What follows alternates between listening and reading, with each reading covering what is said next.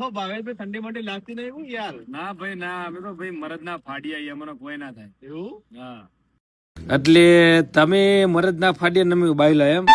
મારી હાથ પેઢીએ નથી પહેર્યું સેટર મગજની મોં ના ફરતો હતું. અને હું બાયલો નહીં, આ મારી હારે જે ત્રણ ફરે ને એ બાયલા હે, હાવ બાયલા. અને હું તેને પેઢી વિખેર નાખું, કેળમાં શરીર લઈને ફરું. તું મારા ભાઈ એને શાંતિથી ગરમા ગરમ પાર્લે બિસ્કિટ ખવડાવ. ભાવેશભાઈ હમણાં બિસ્કિટ રહેવા દેજો, હવે મામલો મેદાને ચડ્યો હે.